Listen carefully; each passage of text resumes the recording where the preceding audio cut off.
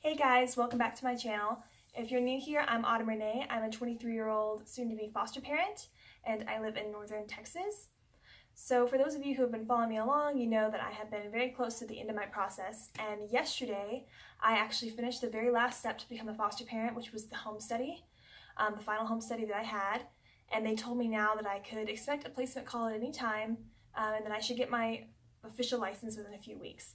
So that's really exciting, and since I have finished the whole process, I decided I'd like to make a video kind of talking about my experience from beginning to end to the process of me becoming a foster parent. I know when I was deciding to do this, I really wished that there was more videos that went in depth about this whole process and what to expect in each part, so that's what I hope this to be for you guys. So when you first decide that you'd like to become a foster or adoptive parent, then you usually attend like an informational meeting. In my area, you can just find these on your CPS website of your state. There's usually locations and times, and you just kind of show up. Some areas might require you to email somebody, but you can just look on your website and see what it says about that. So for me, I just went to the meeting. I wore clothes that I thought was going to leave a good impression because you never know who you're going to meet. And I brought a notebook and some water and I think like a granola bar. I wasn't sure how long the meeting was going to be, and I wanted to make sure that I was prepared. And basically the meeting was just an overview of what it took to be a foster parent, kind of some common misconceptions about foster care, and also there was a huge like Q&A session at the end of it where we kind of could just ask all of our questions that we wanted to know. And that was the longest part of the meeting, honestly. Most of it was just them answering our questions about foster care. And at the end of the meeting, this was actually kind of the first step in the process. I didn't realize that, but after the informational meeting, that's when they give you the packet to fill out to become a foster or adoptive parent.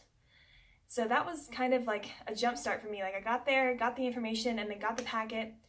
And I believe, at least in my area, we had 6 months to fill out the packet. If you needed some more time to think about it or whatever, after that, you would have to go and attend another informational meeting to get another packet if you didn't fill it out within those 6 months. And the reason for this is just because laws and information about foster care is always changing, so they want to make sure that you're up to date on the latest stuff about becoming a foster parent. So for me, I filled it out, the information, like that weekend because I know that this process can be a long one and I wanted to go ahead and get it started as soon as possible. So I filled out that packet, and basically that was kind of the first initial paperwork you have as a foster parent, and you're going to have so much paperwork. I recommend honestly getting like a 3-inch, 5-inch binder just to start out with. You'll probably need another one, to be honest, but just go ahead and keep up with that paperwork. And the biggest piece of advice I can give you guys for this process is to make a copy, maybe even make 2 copies of every single thing that they give you. Because I can tell you, as much as they try to be on top of it, they lose stuff. And they did multiple times lose or misplace things that I gave them, and I was so happy to have a copy. And on top of that, if anybody ever comes to your home later on as a foster parent, you'll have to prove that you filled out some of that stuff, and so it's good for you to go ahead and have a copy on hand so you can prove like, hey, yes, I did this paperwork, I'm in compliance with licensing. So it's just really good to go ahead and just keep everything I give you guys, and I just put it in a binder to keep it nice and organized, and then just send off the copies that you complete back to them. So anyway, what is in this initial paperwork is kind of your basic information: where you live, who lives with you, what's your age, what's your reason for becoming a foster parent, what age range and gender range and ethnicity are you interested in. And that's not set in stone, guys. You can change your age range and your ethnicity and all of that later on, and I actually made a video about that, and I'll link it down below of this video so if you want to learn more about that specifically. But after you fill out those preferences and your basic information, I believe they ask about your employment and a couple just different very basic questions you'd expect them to ask. And along with this usual initial paperwork, you'll also have things like a background check and references, and they'll ask you to provide some recent bank statements and pay stubs, and just really all the information that they can on you guys, honestly. I would just get everything ready: social security cards, birth certificates. They're pretty much going to want it all.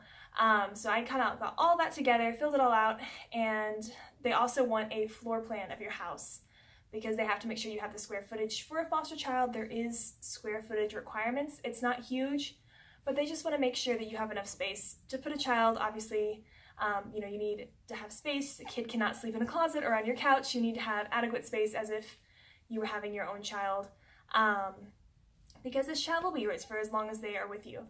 So they do want to make sure you have that square footage, so they will ask for kind of a layout of your house that you'll actually have to either draw or print off yourself.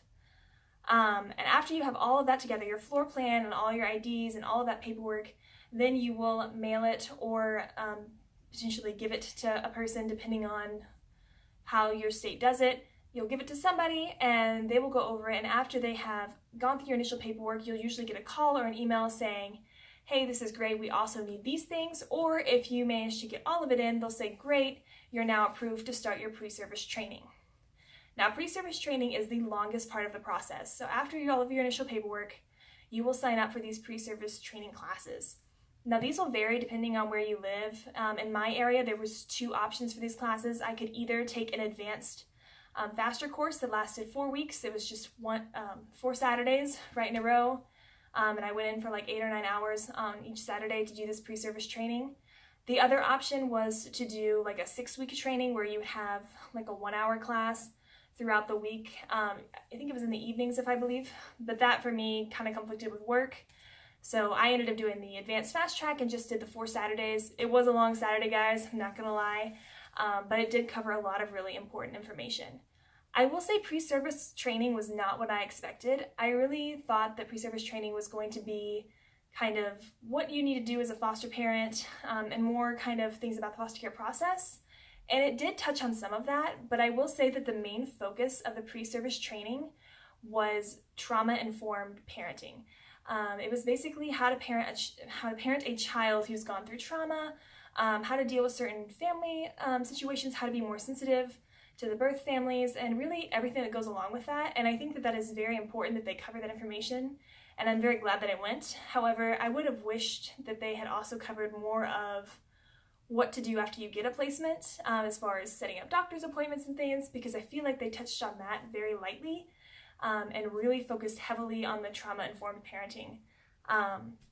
So that was just the case in my area. It might differ a little bit for your area. Let me know in the comments below if you've gone through pre-service training and it was different for you, if you felt that they focused on other things more than what I'm saying, because I'd be really interested to know if that's the same, for everyone across the board. Anyway, during your pre-service training, though, in addition to doing all of these classes on Saturdays, during those classes you will also do things like CPR training, first aid training. You'll learn about medications. In my case, there was actually a couple classes we also had to do online. I had to do like a medical consenter training, which pretty much you have to learn about the different medications you can give children, how to give medical consent, and the things you should know about certain kinds of drugs. And so you had to take a couple different online trainings about that where I live, in addition to your pre-service trainings in class. And also during all of this, you also have tons and tons of paperwork to fill out. Every week they give you kind of homework paperwork to return, and you also just kind of have this huge foster care packet of just all kinds of things to turn in. And guys, I'm one of those people, I'm type A, I'm on top of it. I kept a schedule, had everything, and even I struggled to get all of this in. So I really recommend just staying on top of it, getting everything you in. Even if they don't ask for it, just go ahead and fill everything you possibly can out and make a plan to get everything in. And do not assume that you already have some stuff in. For example, I already assumed that because I had been fingerprinted as a teacher, I didn't have to get fingerprinted again. I just assumed that it was already going to be in their system because I had just been fingerprinted as a teacher, but that is not the case. They had to have me fingerprinted specifically by their people, so I had waited to get that done thinking that it was already done, but it wasn't. So make sure that you're careful. Same thing with CPR training. Even if you're already CPR first aid training certified, in my area, if your certificate does not specifically say on there infant, child, and adult CPR, they will not accept it. So for me, even though I got infant, child, and adult CPR when I had my training by Red Cross, it didn't count because it wasn't on my certificate, so I had to retake it. So just be aware that sometimes you might think you have something done and it may not count. So just make sure you really ask those questions and be on top of everything, because most likely you will have to pretty much do everything even if you think it's already done. So after all of this, after you get all of that paperwork in, you will also have to send in reference letters. I believe you need 6. You'll need 3 non-relative reference letters and 2 relative reference letters. And once again, this can vary depending on where you are.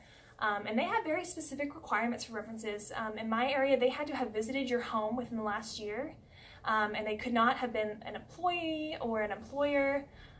So that really limited my references for me, because not many people had been to my home. I had moved pretty recently, so that made it pretty hard for me to get, good references. So make sure, you're aware of that, and if you need to have some people come visit your home so you can use them as a reference, to be thinking about that. And after you do all the paperwork and the references and the CPR training, the first aid, and the medical consent training, and all of that, and your pre-service training is done, after that, then you'll be done with classes, and you'll get a certificate saying you completed pre-service training, and then you'll have kind of a few weeks to kind of get the rest of your paperwork in. For me, my trainer, who was the one that was ahead of all the pre-service training and the paperwork, she was going to be going on holiday starting in December 1st, and I finished my pre-service training, I believe, at the end of October. So I just pretty much had November to get everything to her before she was going on holiday, which once again sounds like a lot of time, but there were so many things that, like I said, that I thought that I had done, like fingerprinting, that didn't count, that kind of held up my process. And also she had misplaced some of my paperwork, and my reference letters, they never actually mailed. So there were some hiccups in the process. Like I say, don't assume that things are getting done or that they've been turned in. Make sure you stay on top of it and keep in contact with the people who are dealing with your paperwork to make sure that it's all getting done so that you don't fall behind. In addition to all of the things that you had to do, you also had to go get a physical by your physician. This is something that has to be done by your medical physician. It cannot be done like at a minute clinic or an emergency room or like any kind of like fast medical clinic or something. It has to be done by a doctor who's known you for a while. So keep that in mind, because I tried to be easy and go to like the CVS Minute Clinic and it didn't work. So don't make my mistake and waste your time. You have to get it done by your physician, which makes sense because they do want to make sure that you're not, dying of cancer or, have a drug addiction or anything like that that could pose a threat to a child. So keep that in mind as well. You will have to get a medical examination. In addition to that, you will also have to have a firefighter come to your house and conduct a fire inspection. You will also have to have a health inspector come and do a health inspection. Depending on where you live, it may be a social worker who's conducting these inspections, but either way, you will have to be prepared for that. And those inspections, basically, you'll have it in your minimum standards, the exact things you will need. But it's basic stuff, guys. Have a carbon monoxide detector, have a working fire alarms, have a fire extinguisher that's in working condition. If you live on a second story, you will need a second fire escape like a fire ladder. With the health inspection, just make sure your house is safe and clean for a child and is free of hazards. There will be a checklist that they give you during your pre-service training to cover all of these things, but you will have to have both those inspections and your physical done. And all of the training and fingerprinting done. They will do a very intensive background check and criminal check. They will call all the residences you previously lived at and check all the police records. So if you have had any kind of record or call to your house for any reason, it's best to just be upfront about that, guys. That's not going to be an automatic denial. They're just going to have to talk to you about it and make sure that it's nothing that's going to affect your ability to properly care for a child. So after all of that is done, you have completed all of that paperwork, then you will send it all into your trainer. She will go through it, let you know if you need to update anything or send anything else in. For me, I remember by the time I got all my paperwork in, my pay stubs had already been not recent enough from the ones that I gave at my informational meeting, so I actually had to go and get new ones, so they may ask for some updated information like that. And then they're going to send all of that stuff to your FAD worker, who is basically your social worker, guys. That's going to be the person that's going to work with you from this point onward till as long as you're going to be a foster parent or until they retire.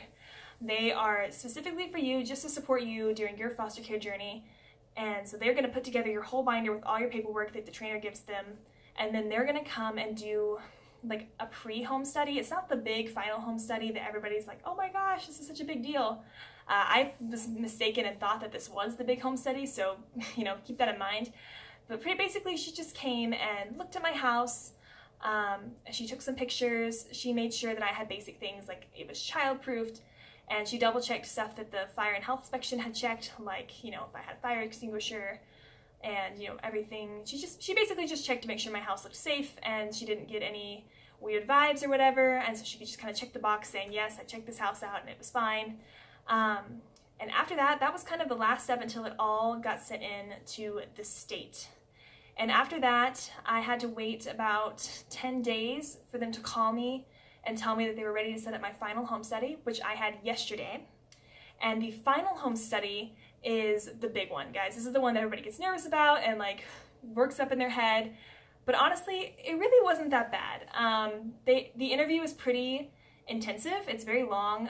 My social worker that came out to my house for my final home study, she told me that sometimes these interviews could take up to like 8 hours. Mine only took about 2 hours, so it wasn't too bad. She comes, we sat down at my dining room table, and she asked me a lot of questions. And I know you guys are like, well, what's she gonna ask? And basically everything. She's gonna comb through your like entire life. She's gonna wanna know your motivation for becoming a foster parent. She's gonna wanna know what your childhood was like. She wants to know what your parents, how they influenced you, what kind of discipline styles they used, what you would do differently than they did. They wanna know your own parenting styles, your own discipline techniques. They want to know what religious practice you have, how you feel about children of different cultures and religions coming into your home. They want to know what kind of children you're capable of taking care of. You know, are you comfortable taking care of a blind child? Are you comfortable taking care of a child who has a history of setting fires? I mean, just all kinds of things. She's also going to ask about your holidays, traditions. She's going to ask if you have a history of abuse. She's going to ask about your criminal history. She's going to ask about frequent visitors in the home. Who comes? What are kids going to be exposed to in your home? She's going to ask about your health. She's going to ask about your sex life, guys. She's going to ask about everything. She pretty much combed through everything for all of my parents, all of my siblings, my childhood experiences, my employment experiences, things I've experienced in adulthood, different feelings of things like with birth parents, and like I said, different cultures. She's going to go through all of that. And after finishing that entire interview, then she is going to go and look at your home, and she's going to take pictures of everything. She's going to want to see where your cleaners are kept to make sure that they are safe from kids. She's going to make sure you have, once again, you have a fire extinguisher, you have a carbon monoxide detector. She's going to make sure you have, your trash is to take it out regularly and put away safe. You have a safe place for the kids to sleep. You have adequate toys and space and items to take care of the children in your age range. She's going to want to see your bathroom to make sure your plumbing works correctly. Just basic things that you should already have in your house. You should definitely already have your house pretty much kid ready at the point of your final home study. I kind of recommend starting that all the way back at your informational meeting, just kind of slowly through the process. Go ahead and start childproofing, go ahead and start slowly gathering things. You don't need to buy like an entire wardrobe for each age range or every kind of toy known to man. I'll make a separate video of like how to prepare for different age ranges, what stuff you need. But basically, have a couple outfits for your age range if you can. If you have a super long age range, that may not be possible. Have a few toys, have a bed or a crib depending on what age range you need. Just basic stuff. Just make it look like you're making an effort to make a space for this child, And a lot of times you're not going to have a lot of notice when you get a placement call, so you want to make sure you have the basics already on hand. And that is basically it, guys. After your final home study, you basically just have to wait a few weeks for them to say, hey, you were approved, you have your official license. But honestly, they told me that after your final home study, you can go ahead and start getting placement calls. My social worker told me yesterday that she's had people get a placement call an hour after she left. So be prepared for that too. Once your final home study comes, you can go ahead and start getting placements. And it does happen. I have heard stories of people getting placements that soon. It's only been a day for me. I have not gotten a placement yet, but just be aware that can happen that quickly. So that is basically it, guys. That is the process that I went through. Let me know in the comments below if you have gone through this process and anything was different for you. That way people can kind of use this video as a resource to kind of know what to expect. And also make sure to leave me questions in the comments below, guys. If you want to know more about the foster care process or something that I went through or anything at all, just let me know in the comments below, because I do read all my comments and it is really important to me to make sure that I'm giving you the resources that you need to succeed as a foster parent. All right, well, I will see you guys next time, and good luck on your fostering journeys.